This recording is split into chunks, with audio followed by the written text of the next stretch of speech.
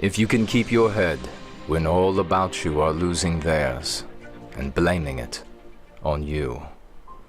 If you can trust yourself when all men doubt you, but make allowance for their doubting too. If you can wait and not be tired by waiting, or being lied about, don't deal in lies. Or being hated, don't give way to hating. And yet don't look too good, nor talk too wise.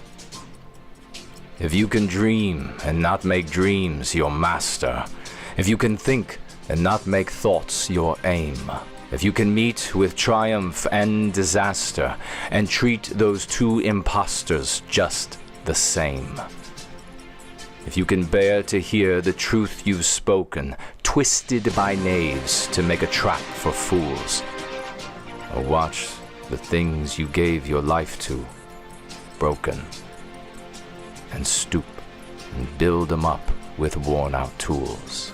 All right, guys. Thank you for joining the My First Amendment Right podcast. I'm your host, Christopher Ash. Today, we have a very special guest with us. We have Ian Smith. Ian, I've been following you now probably since the pandemic is when I first heard about you. But for those who are tuning in at this moment, could you give people a little rundown on what kind of brought you into the national headlines? What happened in New Jersey? Sure. So, I was a business owner, a small business owner. I'd been in the fitness industry for now I've been in there for well over 15 years. At the time of COVID, it was about, I was coming up on my first decade. Worked as a personal trainer for years, worked in every corporate, fitness setting there was. And eventually I decided that, I could do it better and that I was going to go out on my own, be a personal trainer. Was wildly successful kind of right off the bat. I got lucky with a lot of things. Social media was kind of the wild, wild west of marketing at that time. And I just did really well, just showcasing my clients and built a very, very successful personal training business in a matter of a year. Scaled that a little bit, made my own studio, and kind of hit the ceiling again a couple years later. And in 2019, my studio was located inside of a nutrition store. And, we sort of worked alongside of each other and co-opted the space. And there was an opportunity to buy a gym. And the gentleman who owned the nutrition store brought the opportunity to me. And we kind of jumped on it. And we jumped on it quick. And we kind of went head first. We didn't really even do due diligence. The gym that we bought was an absolute dumpster fire. And we knew that, but it was much more of a dumpster fire than we actually knew. But, it wasn't really about that. We saw an opportunity and we took it, and we went all in. I put my life savings and then some in. I had to borrow money to get it done, but we did, and we were wildly successful right off of the bat. This place just needed some love. It was just a neglected business, and we knew the value of what health and fitness brings to the community. We knew, our competency and that we could execute. So we just did. We just, worked and turned this place around pretty much immediately. So we were successful, and it was on the up and up, and things were good, and kind of minding our own business, enjoying the feel-good nationalism under Trump. Business was good. Business is never easy, but people had money in their pockets. It was a good time to be in business. And then along came, the bat soup flu story. And it was like, it was like one of those things where like you hear the news, and it's so different these days because I don't think people nearly paid attention as much back then. Like now, like everybody's dialed into the news and politics. And, back then it was kind of like, oh, did you hear that thing on the news? Like there's a virus in China, and then all of a sudden, everybody knows this part of the story. The hysteria started to kick in. The first cases came to America, and then there were like whispers of martial law, and we were seeing videos of bodies dropping, and on CNN, and then the order came to shut down. And it was like one of those moments where we were like, what is going on. And as two business owners that had only been in this business for 9 months, it was wild for us to even consider shutting down. I mean, we had so much momentum, but we hadn't taken a paycheck at all. We sort of dumped everything right back into the gym. Any profit we made, there was so much work to do. And fortunately, we didn't need to take a paycheck. We could take that time and invest in our business. And then you're going to tell us to shut down. So obviously, we were very skeptical. I'm aware, back then I was aware of the idea, excuse me, that, you typically don't want to give the government powers that it's never had before, because typically they don't give them back. But at the same time, we didn't know enough, to confidently say no and stay open. So we shut down just like most people did. But we paid attention very, very quickly. We wanted to know what we were afraid of, so we studied the science, and we wanted to know who was making these decisions. So we watched the politicians, and very clearly it was red flag after red flag after red flag. Our biggest red flag was when Trump signed the $2.3 trillion economic stimulus plan that most people don't know this, but they actually wound up spending around $6 trillion. And in the signing, you can see that video when Trump signs that executive order. He brags about it as the single biggest spending bill in all of history, and he says that there's room, there's sort of room in it to spend upwards of six trillion, and that's a lot of money, and that's a big red flag. I don't care what side you're on politically. If politicians are that comfortable spending that kind of money, I want to know what's going on. So we read what was in the bill, and that was everything we needed to make the decision that we made. Again, a lot of people know what was in there, but not a lot of people know everything. And one of the things, everybody knew about like the hospitalizations, how hospitals were being incentivized with federal money. But, if you remember back to the early COVID days, they were telling everybody to get tested, even if you didn't feel sick. Get tested, even if you don't have symptoms, which is a ludicrous concept when you're talking about health. Yeah. That's the first time that's ever been like said, and people are like, okay, yeah, that makes sense. It's like, you don't take Tylenol if you don't have a headache. So thinking that we saw in here that the federal government was actually incentivizing the states, again, monetarily, on a state-by-state basis. More densely populated states were given less money, but like in the state of New Jersey, for a positive PCR test, the state was getting, I think it was $13,000 per positive PCR test. In places like West Virginia, it was quadruple, 10 times that actually. Per test. And remember, we're talking about 2.3 trillion, upwards of $6 trillion. There's money in there, and it was all labeled as COVID emergency funds. So there's zero accountability as to where that money was going. And then, so we said, wow, that seems kind of weird. Okay, so you're telling us if we don't feel well, if we don't have symptoms, we should still assume that we're sick, and then we should go get this test. Okay, right. What's this test? And again, this is a lot of people do know this, but a PCR test, we looked it up, and a PCR test is not a diagnostic tool. It's not something to. It's a research tool. So what a PCR test is not say, hey, yes, you have an infection. It says, here's one molecule of this. I'm going to blow it up so that you can study it.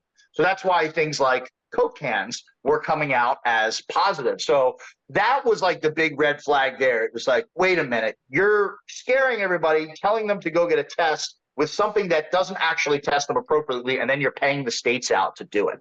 Right. And that and many other things, to make a long story short, influenced our decision right then and there. We said, absolutely not. We're not going to be a victim in this. It's not right. We're not going to do this to ourselves. We're not going to do this to our family.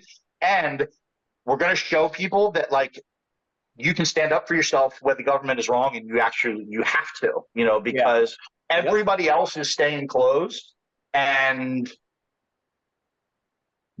Home Depot, Walmart, all these places are making tons and tons of money, and I'm watching small businesses all around my community close their doors forever. multi-generational businesses. And for anybody who's in business, business is never easy, even when it's good. Making money on your own, being an entrepreneur, whether you're an owner operator or you run a business, is never easy. And most small businesses are only a couple of bad months away from being upside down. There's not millions of dollars of funding sitting in the account. Small businesses provide livings for people, the owners, the managers, the employees. There's not this huge cash reserve in most small businesses. So, it was like, we're not doing this. This doesn't make sense. We don't understand what you guys are up to, but we know very clearly that you're lying to us and that there's a lot of money being transferred and none of it is coming to people like me, the average American. So we made a plan. We didn't want to open just to open. We wanted to be prepared. We knew we were going to come under heat. So we took 6 weeks to prepare. We studied everything we possibly could. We read the academic literature, and we crossed our T's and dotted our I's and made sure that we were as bulletproof as we could. I made an announcement video on my Instagram at the time that was, just like a regular fitness Instagram with a couple thousand followers. And it was like the right message at the right time, because I pressed send on that video and I never saw more activity on my account up until that point. There were comments coming through. It was getting like thousands of views. And that was kind of the first, other than the decision to stay open, that was the first step. A day later, Tucker Carlson called me and asked if he said, "Is this Ian Smith? Do you own the gym in New Jersey?" I said, "Yeah." "Who's this?" He said, "This is Tucker Carlson's producer. You want to come on the show and talk about this?" Yeah. I said, "Yeah." I said, "Fuck yeah, I do." Yeah. And that was ultimately the can of gas that that was thrown on the fire. After I did that Tucker Carlson interview, I think I opened up my phone and I had like 40,000 followers that had just followed me within minutes. Right. So there was a huge amount of momentum in the beginning, and then we threw our doors open and we went into a 2-year battle with the state of New Jersey and Governor Phil Murphy. Wound up accumulating millions of dollars of fines. We were arrested. We were criminally charged. We were civilly charged. We had contempt of court, both civil and criminal. We had 4.5 years over our head. We had our assets seized. I had my Venmo, my Cash App, my PayPal, my Zelle all suspended and seized. They tried to go after us personally. They did get a lot of my money from Cash App and Venmo, a couple $1,000, but they took $200,000 from our business bank account. They put us through the ringer, and they suspended our business license. I mean, they were backing up our plumbing. They were trying to shut off our electric. They were doing everything they possibly could. It was a nasty battle, but we stayed open the entire time without closing every single day. The only day that we were closed was the day that we got arrested, and then we came right back. And it was it was like the most absurd battle because it just kept escalating and escalating. And eventually the state just kind of gave up and quietly retreated into the courts. And we're like 4 years out from it now. And we've had some minor victories in court. It's a very slow battle going back against the state. It's very funny, in those days of the battle, we would get a call from our attorneys and be like, get ready for court. And we'd be like, when? They'd be like, an hour. Yeah. And then we would just get railroaded in court. I mean, they had us on Zoom muted. So we were just like sitting there, couldn't speak for yourself, just getting absolutely railroaded. And then just being like, all right, well, we'd be at work. So we'd be like, all right, well, you could hear it was, as stressful as it was a funny situation because all we did was say, fuck off. No, and it's like, we're sitting there in court and you can hear like the music blasting in the background and like the weights banging and like somebody celebrating like a huge deadlift or something. So it was such a joke, but they were really, really trying to just destroy us. And they did with a lot of businesses because we weren't the only ones who were open. There were a lot of other businesses that opened. Some did successfully, some did quietly. And there were others who opened and, I'll never forget Tin Horn Flats was a restaurant in LA. And they opened and the city of LA, through another escalating battle, actually installed a chain link fence around their building. Like not like a construction site one where they're on the stands. Like they put the chain link fence in the ground. So we got very fortunate in the end. It was entertaining. It was stressful, but ultimately the gym stayed open. The gym is still open today, and Governor Murphy looks like a clown because he tried to throw all the state's resources against us, and we were able to, with the help of a lot of people and a lot of support, just take as many punches as they had until it was just time to say, all right, are you done? So that was sort of my introduction to the world. Through those years, I was traveling, speaking all over the country at the height of COVID. And as a result of just that decision, became a mainstay for a little while in the Republican, party, and I was the golden pony of the right for a little while. Have since been quite disowned. But yeah, that's the short version of a very, very long story. So for those of you joining us on YouTube right now, I want to thank you guys. This conversation is going to get a lot more unfiltered, so we're going to have to switch platforms. For those who watch on YouTube, don't forget to like, subscribe, and share. It's at My First Amendment. If you want to catch us over on Rumble, it's the My First Amendment Right podcast. So we're going to switch over there now. Thank you so much for watching. If you can make one heap of all your winnings and risk it on one turn of pitch and toss, and lose, and start again at your beginnings, and never breathe a word about your loss. If you can force your heart and nerve and sinew to serve your turn long after they are gone, and so hold on when there is nothing in you except the will, which says to them, hold on. If you can talk with crowds and keep your virtue, or walk with kings, nor lose the common touch. If neither foes nor loving friends can hurt you, if all men count with you, but none too much.